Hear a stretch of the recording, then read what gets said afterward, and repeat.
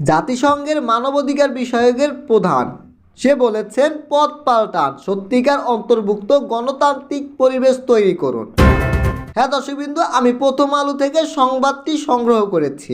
আপনি যদি শোনেন তাহলে আপনার চোখ কপালে উঠে যাবে। বিস্তারিত জানুন। বাংলাদেশের সদ্য নির্বাচন সরকারের প্রতি গণতন্ত্র ও মানবাধিকারের বিষয়ে দেশের যে অঙ্গীকার তা ফিরিয়ে আনতে পদক্ষেপ নেওয়ার আহ্বান জানিয়েছেন জাতিসংঘের মানবাধিকার বিষয়ক হাই কমিশনার ফলকার টোকস। আজ সোমবার এক বিবৃতিতে এই আহ্বান জানিয়েছেন তিনি।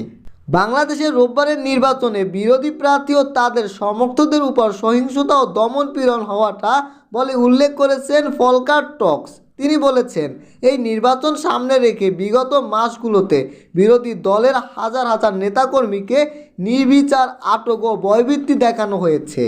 এই ধরনের কৌশলগুলো সত্যিকার অর্থে প্রকৃত গণতান্ত্রিক প্রক্রিয়ার জন্য সহায়ক নয়।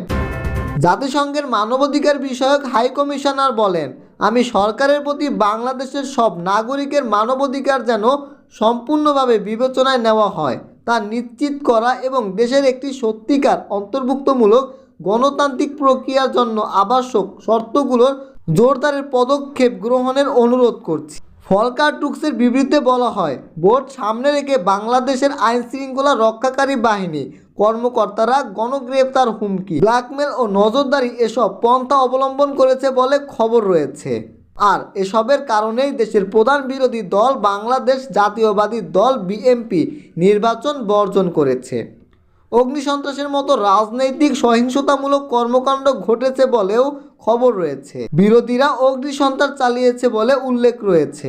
গত 28 অক্টোবরের পর থেকে দলের গুরুত্বপূর্ণ নেতারা সহ প্রায় 25,000 বিরোধী নেতা কর্মীকে গ্রেফতার করা হয়েছে বিবৃতিতে উল্লেখ করেছেন ফলকার টোকস। গত 2 মাসে হেফাজতে থাকা অবস্থায় অন্তত 10 জন বিরোধী নেতাকর্মী মারা গিয়েছেন বা তাদের হত্যা করা হয়েছে বলে উল্লেখ রয়েছে। এতে আটক অবস্থায় নির্যাতন বা গুরুতর পরিস্থিতির মুখোমুখি হওয়ার আশঙ্কা নিয়ে গভীর উদ্বেগ তৈরি করেছেন।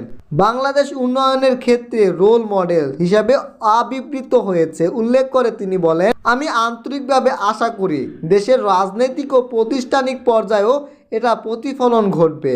বাংলাদেশের সব মানুষের ভবিষ্যৎ এখন ঝুঁকির মুখে রয়েছে।